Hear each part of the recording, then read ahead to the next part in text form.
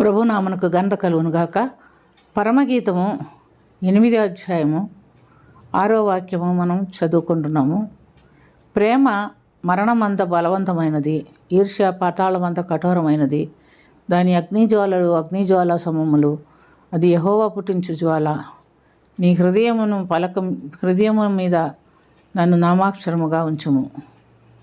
నీ భుజమునకు నామాక్షరముగా నన్ను ఉంచుము. ప్రియమైనటువంటి దేవుని బిళ్ళారా, ఈ వాక్యము పరమగీతము సొలొమోను రాజు రాసినది. షూలమ్మితి సంఘము తాను రాజుగా ఎంచుకొని ఒక ప్రేమ గీతము అని మనం చూస్తున్నాం. అది ప్రేమను గురించి ఇక్కడ ఎక్కువగా చెప్పబడినట్టు చూస్తున్నాం. తండ్రి మనల్ని ప్రేమించి తన కుమారుని, ఏకైక కుమారుని ఈ లోకానికి పంపించాడు. ఆయన మనల్ని ప్రేమించి మన కొరకు తన ప్రాణాన్ని పెట్టి రక్తం చెందించి మనల్ని వెలబెట్టి కొనుక్కున్నాడు. ఇందుని గురించి దేవుని వాక్యంలో మనం గమనించినప్పుడు మనకు అర్హత ఉండి కాదు, యోగ్యులం అని కాదు, కానీ మనలో ఎలాంటి అర్హత యోగ్యత లేనప్పటికీ కూడా కుమారుడు మనల్ని ప్రేమిస్తున్నట్టుగా మనం చూస్తున్నాం. రోమీలకు రాసిన పత్రిక 5వ అధ్యాయము 6 నుండి 11 వరకు మనం చూస్తే, ఏలయనగా మనం ఇంకనూ బలహీనములమై ఉండగా క్రీస్తు యుక్తకాలమున భక్తిహీనుల కొరకు చనిపోయినాం. నీతిమంతుని కొరకు సహితము ఒకడు చనిపోవట అరుదు, మంచివాని కొరకు ఎవడైనా ఒకవేళ చనిపోవ తెగింపవచ్చును. అయితే దేవుడు మన ఎడల తన ప్రేమను వెల్లడివార్చుచున్నాడు. ఎట్లనగా మనం ఇంకనూ పాపులమై ఉండగానే క్రీస్తు మన కొరకు చనిపోయాను. కాబట్టి ఆయన రక్తం వలన ఇప్పుడు నీతిమంతులుగా తీర్చబడి మరింత నిశ్చయంగా ఆయన ద్వారా ఉగ్రత నుండి రక్షించబడదాం. ఏలయనగా శత్రువులమై ఉండగా ఆయన కుమారుని మరణం ద్వారా మనం దేవునితో సమాధానపరచబడిన ఎడల సమాధానపరచబడిన వారమై ఆయన జీవించుట చేత మరి నిశ్చయంగా రక్షింపబడదుము. అంతేకాదు మన ప్రభు అయిన యేసుక్రీస్తు ద్వారా మనం దేవుని యందు అతిశయపడుతున్నాము. ఆయన ద్వారానే మనం ఇప్పుడు సమాధాన స్థితి పొంది ఉన్నాము అని దేవుని వాక్యంలో మనము గమనిస్తున్నాం. కాబట్టి ప్రియమైనటువంటి దేవునిలారా, మన గొప్పతనాన్ని బట్టి, మన మంచితనాన్ని బట్టి కాదు, మనకు అర్హత లేకపోయినప్పటికీ తండ్రి మన కొరకు తన కుమారుని పంపించి మన కొరకు ఆయన ప్రాణం పెట్టినట్టుగా మనం చూస్తున్నాం. మనలో ఇలాంటి మంచితనము ఎంతమాత్రము ఉండదు. మనం ప్రేమిస్తే మంచివారిని ప్రేమిస్తాము. చెడ్డవారిని ప్రేమించాలంటే మనకు కష్టం. మనకు వారు కనబడినప్పుడు వాళ్ళ పాపం, వాళ్ళ బలహీనతలే కనపడుతుంది, కానీ వారిలో కూడా ఒక మంచితనం ఉంది. వారిని మంచిగా ప్రేమించాలనే మనసు మనకు రాదు. అయితే ఈ లోకపు శ్రమలు మన దేవుని ప్రేమ నుంచి మనల్ని ఎడబాపేవిగా ఉండకూడదు.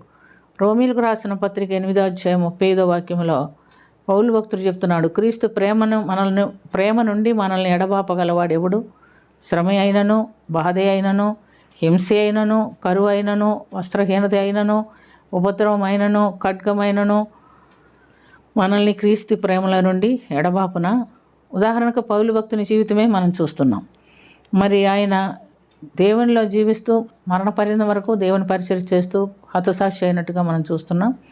ఆయన ఏమని చెప్తున్నాడంటే, గలతీయులకు రాసిన పత్రిక 2వ అధ్యాయం 20లో, నేను క్రీస్తుతో కూడా సిలువ వేయబడి ఉన్నాను, ఇకను జీవించేవాడు నేను కాను, క్రీస్తే నా యందు జీవించుచున్నాడు. నేనిప్పుడు శరీరమందు జీవించుచున్న నా జీవితం నన్ను ప్రేమించి నా కొరకు తన్ను తాను అప్పగించుకొనిన దేవుని కుమారుడైన యేసు క్రీస్తు నందులి విశ్వాసం వలన జీవించుచున్నాను.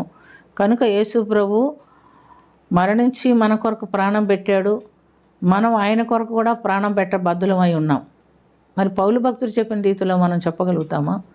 ఇక మీదట బ్రతుకుట క్రీస్తే, చావైతే లాభం అన్నాడు. కానీ మనం ఈ లోకంలో కొంతమంది జీవితాల్లో మనం గమనిస్తే ఎన్ని సంవత్సరాలైనా మరణించడం ఇష్టం లేదు.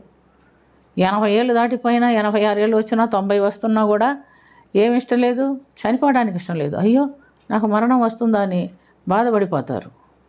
కానీ పౌలు భక్తుడు అంటున్నాడు, బ్రతికితే దేవుని కొరకు బ్రతుకుతాను, చనిపోతే దేవుని దగ్గరికి చేరిపోతాను అని చెప్పగలిగే స్థితిలో మనం ఉన్నామా?